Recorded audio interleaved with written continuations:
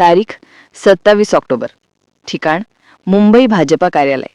भाजपला आता कुबड्यांची गरज नाही, हे अमित शहा यांचं विधान. तारीख 27 नोव्हेंबर. मला 2 तारखेपर्यंत युती टिकवायची आहे. रवींद्र चव्हाण.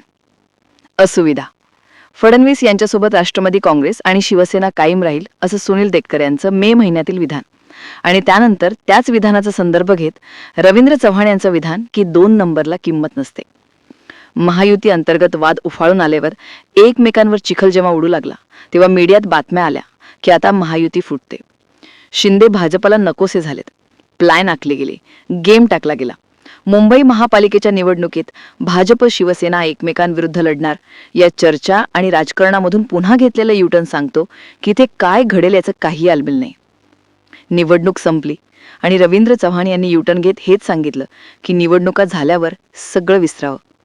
पण निवडणुका जाहीर झाल्यापासून तोरात राहणारे, जहाल आक्रमक भूमिका मांडणारे रवींद्र चव्हाण अचानक शांत कसे? शिंदे यांनी नेमका कोणता गेम केलाय की शहाण्यांनी कोणत्या तरी गेम होणार यासाठी सगळ्यांना शांत बसण्यासाठी वॉर्निंग दिली? या सगळ्या गोष्टी समजून घेण्यासाठी हा सगळा ट्विस्ट नेमका काय आहे ते समजून घेणं गरजेचं बनतं.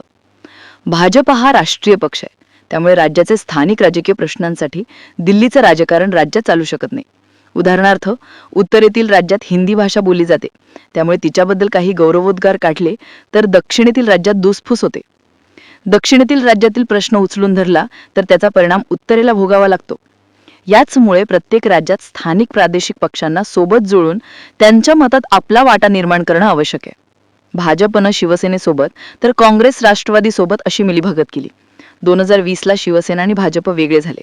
त्यानंतर एकमेकांवर चिखल उडवला. पण भाजप एकटा सत्तेत येऊ शकला नाही. त्याची गरज पूर्ण करायला शिवसेनेच्या कोबड्यांची गरज पडली. इथे शिवसेनेचं वजन लक्षात येतं. आठवड्यात शिवसेना फुटली. नंतर सर्व आमदार मंत्री सांगत होते की उद्धव ठाकरे वेळ देत नव्हते, अजित पवार निधी देत नव्हते, काँग्रेस सोबत घुसमट होऊ लागल्यानं आम्ही बाहेर पडलो. पण शिवसेना फुटीचा फटका बसला तो भाजपला आणि फडणवीसांना.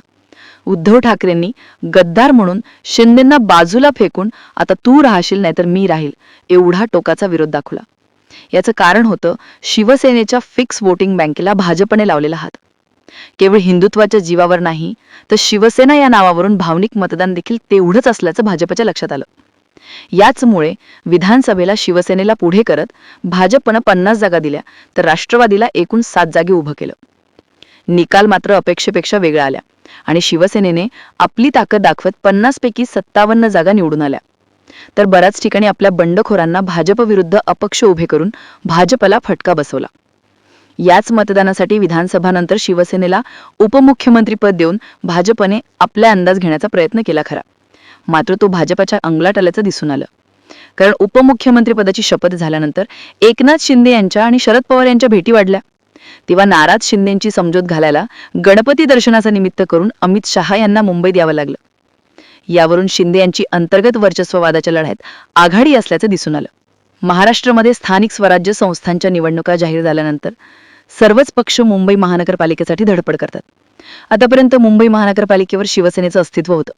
शिवसेना विभक्त झाल्यापासून शिवसेनेच्या बालेकिल्ल्यात हे पहिलेच इलेक्शन होतं. त्यामुळे मुंबईकर कोणत्या शिवसेनेला पसंती देतील हा प्रश्न अजूनही अध्यांतरी आहे.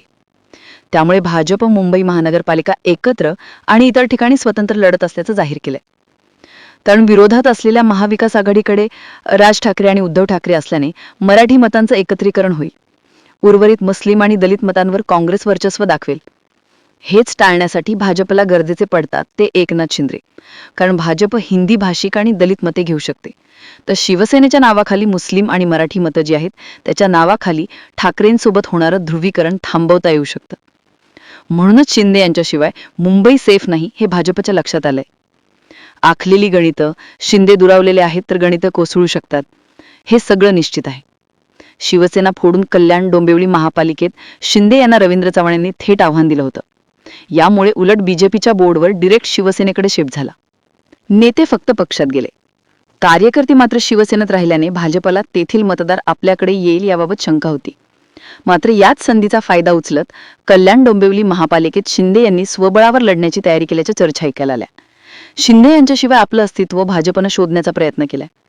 भाजप मोठा पक्ष आहे, पण शिवसेनेची फिक्स वोटिंग बँक शिंदेंशिवाय अपूर्ण राहते. म्हणजे आधीच निम्मी ठाकरेंकडे निम्मी शिवसेनेकडे डिवाइड आहे आणि त्यात भाजपने जर काही दुटप्पी खेळ करण्याचा प्रयत्न केला तर शिवसेनेकडे असलेली वोटर बँक सुद्धा जाते. तेव्हा शिंदे सेनेतून आणलेले नगरसेवक स्थानिक गणितं पाहून कधी घर वापशी करतील याचा भरोसा नसल्याने ठाणे आणि कल्याणसोबतच डोंबिवली महानगरपालिकेबाबत भाजपमध्ये गोंधळ सुरू आहे. मी एकटं नाही लढू शकतो हा संदेश देऊन शिंदे यांनी निगोशिएबल करण्याची पावर दुप्पट केली.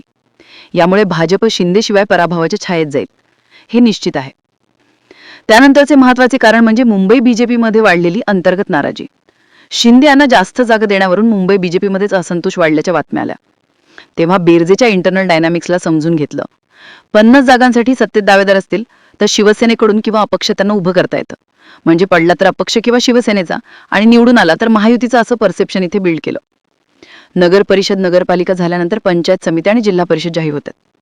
भाजपनं महाराष्ट्राच्या तळागाळात शिवसेनेचे हात धरून प्रवेश केला होता. त्यामुळे शिंदे यांची ताकद फक्त मतांमध्ये नाही तर त्यांच्या मागे असणाऱ्या 40+ आमदारांच्या गटात शिवसेनेच्या मंत्र्यांची उडवलेली खिल्ली स्थानिक स्वराज्य संस्थेत भाजपच्या उमेदवारांना भावेल. यातून लोकसभा निकालांवर सारखाच उद्धव ठाकरे गटाचा परफॉर्मन्स अजून किती मोठा होईल. त्यामुळे बीजेपी आता खूप हट्ट करण्याच्या पवित्र्यात नसल्याने एकंदरीत जे आहेत ते मेसेज दिले गेले. म्हणूनच भाजप शून्यातून समोर करता धरून आपली मवाळ भूमिका मांडत आहे. हीच समीक्षा कारण मीमांसा करून आपल्या समजते. या विषयावर तुमचं काय मत आहे आम्हाला कमेंट करून नक्की कळवा. शिंदे काल वरचढ ठरतील, आज ठरतील की नाही हे माहिती नाही. शिंदे यांना चारही बाजूंनी घेरण्याचा पुरेपूर प्रयत्न होतोय. मात्र शिंदे नाही तर भाजपला ठाकरेंना सुद्धा थोपवणं शक्य नाही. ठाकरेंची ताकद कमी आहे का तर मुळीच नाही. पण ठाकरे ज्या आमदारांच्या जीवावर ताकद निर्माण करून उभे होते ते आमदार आणि शिंदे गटाकडे. त्यामुळे शिवसेनेच्या आमदारांची ग्राउंडवरती असलेली ताकद लक्षात घेता भाजपला शिवसेनेसोबत जुळवून घेणं क्रमप्राप्त आहे. नाहीतर शिंदेंना हाताशी धरलं गेलं नाही तर दोन्ही ठाकरे कधीच भाजपला ओव्हरटेक करून निघून जातील, किमान मुंबईत तरी. या सगळ्या मुद्द्यांकडे तुम्ही कसं पाहता कमेंट सेक्शनमध्ये जरूर व्यक्त व्हा. अशाच माहितीपूर्ण व्हिडिओसाठी आपलं चॅनल आवर्जून सबस्क्राईब करा. जय महाराष्ट्र.